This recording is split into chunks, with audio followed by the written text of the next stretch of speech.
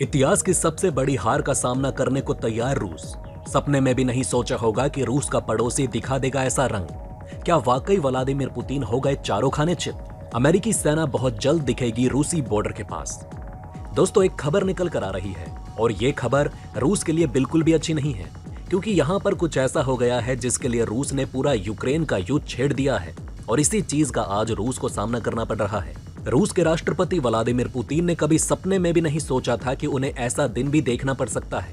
अगर हम ऐसा कहें कि ये पुतिन और रूस के इतिहास की सबसे बड़ी हार है, तो ऐसा कहना भी गलत नहीं होगा, क्योंकि यहाँ पर कुछ ऐसा हो ही चुका है जिसकी कल्पना खुद रूस ने नहीं करी होगी। तो चलिए दोस्तों, जानते हैं क्या है पूरा मामला और समझते हैं इस परेशानी से रूस निकल पाएगा या फिर नहीं, और कौन कौन सी दिक्कतों का सामना इसकी वजह से रूस को करना पड़ सकता है। तो चलिए बिना किसी देरी के बढ़ते हैं वीडियो की तरफ। दोस्तों, अभी अभी खबर निकल कर आ रही है और ये खबर रूस के इतिहास की सबसे बुरी खबर होने वाली है। जी हाँ दोस्तों, आप बिल्कुल सही सुन रहे हैं। यहाँ पर रूस के लिए एक बहुत बड़ी और बहुत बुरी खबर निकल कर सामने आ गई है। पुतिन का नाटो को रोकने का पूरा प्लान पूरे तरीके से खराब हो चुका है, क्योंकि आप ये बात अच्छे से जानते होंगे कि रूस नहीं चाहता कि फिनलैंड नाटो का सदस्य बने। लेकिन यहाँ पर नाटो के चीफ की तरफ से एक बयान दिया गया है और उस बयान के आने के बाद से आपको भी लगने लगेगा कि यहाँ पर रूस की बहुत बड़ी हार हुई। नाटो के चीफ ने बयान दिया कि फिनलैंड को नाटो में शामिल होने में जो सबसे बड़ी अड़चन सामने बनकर आ रही थी, अब उस अड़चन का हल निकल चुका है। बताया जा रहा है कि तुर्की ने और वहां की पार्लियामेंट ने नाटो में शामिल होने के लिए फिनलैंड को अनुमति दे दी है और इसी के साथ बताया जा रहा है कि नाटो का फिनलैंड 31वां देश बनने जा रहा है। इसको लेकर जितने भी पेपर वर्क करने थे वो सब लगभग कंप्लीट हो चुके हैं। अब यहाँ पर भव्य तरीके से नाटो में फिनलैंड का स्वागत किया जाएगा। अभी इसको लेकर खास तरीके से बैठक नहीं की गई है और बताया जा रहा है कि आधिकारिक तौर पर जब नाटो में इसको लेकर बैठक की जाएगी, उसी समय पर इस बात को बताया जाएगा और उसी समय फिनलैंड नाटो का 31वां सदस्य भी बन जाएगा। बताया तो ये भी जा रहा है कि इसको लेकर आधिकारिक तौर पर एक बड़ी बैठक बुलाई जाएगी और इसी बैठक में सभी देश मिलकर फिनलैंड को नाटो का सदस्य घोषित कर देंगे और आने वाले कुछ समय के अंदर ही अमेरिका की नौसेना, थल सेना और वायुसेना ग्रीनलैंड के अंदर स्टेशन करना शुरू कर देंगी।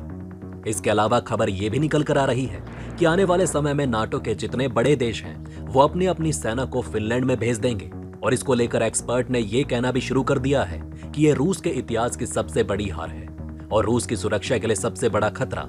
अब दोस्तों, ये बात तो आप अच्छे से जानते होंगे कि रूस यूक्रेन युद्ध यूक्रेन को नाटो में ना शामिल होने के लिए ही लड़ा जा रहा है, क्योंकि यहाँ पर रूस को यह लग रहा था कि एक बार यूक्रेन नाटो में शामिल हो गया तो नाटो की फौज आकर रूस के बॉर्डर पर बैठ जाएगी, जो कि रूस के सुरक्षा के लिए बहुत बड़ा खतरा साबित होगा।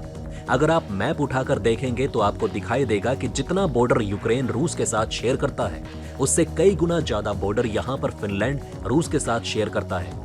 ऐसे में अभी तक रूस और यूक्रेन का युद्ध चल रहा था, तो इस स्थिति में फिनलैंड बिल्कुल खामोश था। ना फिनलैंड की तरफ से रूस की तरफ झुकाव किया जा रहा था और ना फिनलैंड का झुकाव यूक्रेन की तरफ था। ऐसे में फिनलैंड अब नाटो में शामिल हो चुका है। यकीनन अब फिनलैंड का जो झुकाव रहेगा वो पश्चिमी देशों की तरफ ज्यादा रहेगा और अब खुद अमेरिका की फौज आकर रूस के सर पर बैठेगी। आप मैप उठाकर देखेंगे तो आपको दिखाई देगा कि जब फिनलैंड नाटो का सदस्य नहीं बना था तो यहाँ पर नाटो के देश बिल्कुल थोड़ी सी ही सीमा पर रूस के साथ साझा करते थे, लेकिन यहाँ पर फिनलैंड नाटो का सदस्य बन जाएगा तो ऐसे में नाटो के पास काफी बड़ी पकड़ आ जाएगी, जो कि रूस के ऊपर कंट्रोल कर पाएंगे। और एक तरीके से नाटो ने रूस को घेर लिया है, क्योंकि सभी देश लगभग नाटो में जा चुके हैं, बेलारूस को छोड़कर, और बेलारूस इतना मैटर भी नहीं करता। इस समय रूस बहुत बड़ी परेशानी में घिरा हुआ है और रूस के पास इससे बचने का हल भी ना के बराबर है, क्योंकि रूस अपने सभी दोस्तों को भी खोता जा रहा है और पूरी दुनिया की नजर इस समय रूस के ऊपर टिकी हुई है कि किस तरीके से रूस के राष्ट्रपति व्लादिमीर पुतिन अगला कदम उठाते हैं और क्या वाकई में इस परेशानी से अपने आप को रूस निकाल पाता है या फिर नहीं। वैसे इस विषय में आपको क्या लगता है, क्या रूस अपने आप को इस परेशानी से निकाल पाएगा या फिर नहीं? आप अपनी राय हमें नीचे कमेंट बॉक्स में अवश्य लिखकर बताएं।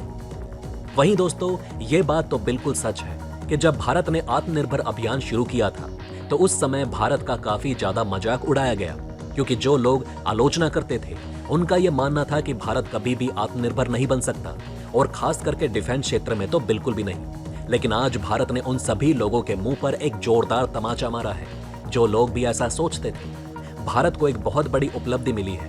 लोग ये तक मानते थे कि भारत के डिफेंस क्षेत्र में काफी ज्यादा दिक्कतों का सामना करना पड़ेगा, भारत को एक हथियार बनाने में दशकों का समय लग जाएगा। और जो ये भारत का आत्मनिर्भर अभियान है, इसे सिर्फ लोगों को दिखाने के लिए किया गया है। लेकिन कोई भी भारत के आत्मनिर्भर अभियान को सीरियसली नहीं लेता। लेकिन समय के साथ साथ भारत ने करके दिखाया और आज देख सकते हैं हर क्षेत्र में भारत आत्मनिर्भर होता चला जा रहा है। इसी कड़ी में भारत ने एक बार फिर इतिहास रचने का काम कर दिया। पिछले 24 घंटे में भारत के साथ कुछ ऐसा हो गया जिसकी कल्पना किसी ने नहीं की थी। यहाँ तक कि वो लोग भी आज भारत की तारीफ कर रहे हैं जो लोग कल बोल रहे थे कि भारत आत्मनिर्भर अभियान पर खरा नहीं उतर पाएगा। और आज भारत के सामने इतने ज्यादा ऑर्डर आ चुके हैं कि भारत से संभाले नहीं संभल रहे। भारतीय रक्षा मंत्रालय की तरफ से सबसे पहले ऑर्डर दिया गया है इंडियन शिपयार्ड को, और ये ऑर्डर 19,600 करोड़ का है। इसके अनुसार भारत की जो शिपयार्ड कंपनियां हैं वो 11 नेक्स्ट जनरेशन ऑफ शोर पेट्रोल वेसल का निर्माण करेंगी। इसके अलावा 6 नेक्स्ट जनरेशन के मिसाइल वेसल भी तैयार की जाएंगी। ये डील $2.5 अरब की है और 17 मई से तैयार की जाएगी और ये भारतीय नौसेना को दी जाएगी। और ये सब आत्मनिर्भर अभियान के तहत भारत में ही भारतीय कंपनियों द्वारा बनाया जाएगा। दूसरा ऑर्डर मिला है भारतीय सेना की तरफ से और कुछ ही समय पहले भारतीय सेना की तरफ से 6,000 करोड़ का एक मिसाइल ऑर्डर दिया गया है और इस काम की जिम्मेदारी दी गई है BDL यानी कि भारतीय डायनामिक्स लिमिटेड को। ये मिसाइल आकाश मिसाइल एयर डिफेंस सिस्टम है। इसके अलावा तीसरा ऑर्डर मिला है कल शाम 7:30 बजे डिफेंस मिनिस्ट्री की तरफ से। इसमें हमें 12 वेपन लोकेटिंग रडार खरीदने हैं। इसके लिए हमें 9,100 करोड़ रुपए खर्च करने होंगे। इसके अलावा चौथा ऑर्डर कल शाम 7:15 पर आया। इसके अनुसार जो मिनिस्ट्री ऑफ डिफेंस है वो ब्रह्मोस एरोस्पेस कंपनी से 1700 करोड़ की नई ब्रह्मोस मिसाइल खरीदने वाली है और यह नई ब्रह्मोस मिसाइल होने वाली है जो कि लॉन्ग रेंज के साथ आती है। इसके अलावा हमें 5वां ऑर्डर मिला है मिनिस्ट्री ऑफ डिफेंस की तरफ से, जिसमें हमें BEL यानी कि भारतीय इलेक्ट्रॉनिक्स लिमिटेड से 13 Linux UT fire control system खरीदने वाले हैं। ये हथियार भी भारतीय नौसेना के लिए रहेगा और इसमें 1700 करोड़ रुपए लगने वाले हैं। इसके अलावा कल ही BEL को मिनिस्ट्री ऑफ डिफेंस की तरफ से एक और ऑर्डर दिया गया, जिसके तहत हम 2400 करोड़ रुपए का एक order automatic air defence control and reporting system खरीदने वाले हैं और ये हमारी नौसेना को जाएगा, जिससे कि हमारी नौसेना और भी ज्यादा मजबूत होगी।